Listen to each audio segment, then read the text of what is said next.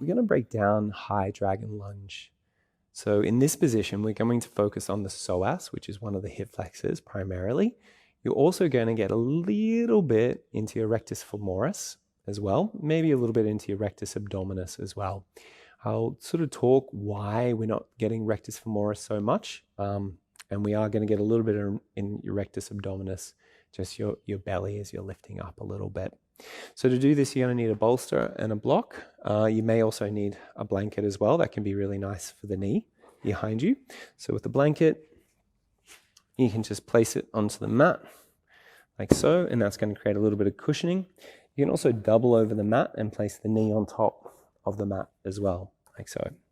So something nice and cushy for the knee, a block or even 2 blocks for this position. And then we're just going to step our front foot out in front of you. Now I'm going to put my right foot out in front of me just so you can see what's going on here. But obviously you'd start with the other one first. Then with the bolster, you're just going to double over the bolster like so. And the reason why we double it over like this is because now the bolster is going to push back up into our sit bone. So it's going to tuck up quite nicely up into our sit bone like so, and enabling us to sit a little bit more upright in this position.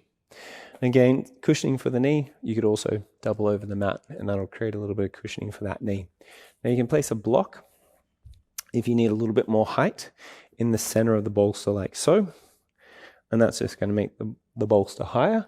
If you need more height again, place it the other way like so, and now you got a little bit more lift again. Now that's definitely too high for me. These bolsters are pretty thick, so honestly I would not even use a block for me personally. Now you can have another block for underneath your left hand to keep you a little bit more upright. Now as you lean forward, you're going to release this hip flexion. So that's going to be, the hip extension.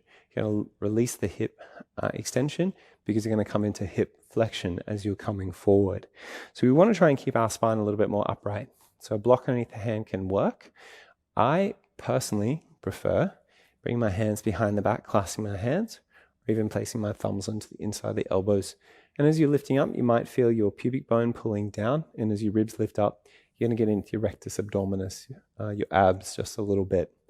Now your psoas attaches to the inside edge of your femur bone. It's called the lesser trochanter, then up onto your transverse process of the spine, the L1 to L5 of your transverse process of your spine.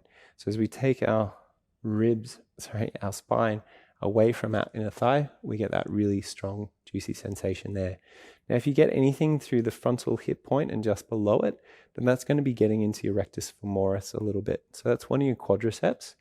Now, 3 quadriceps work on extending the leg, so knee extension, and that's your vastus medialis, intermedialis, and lateralis.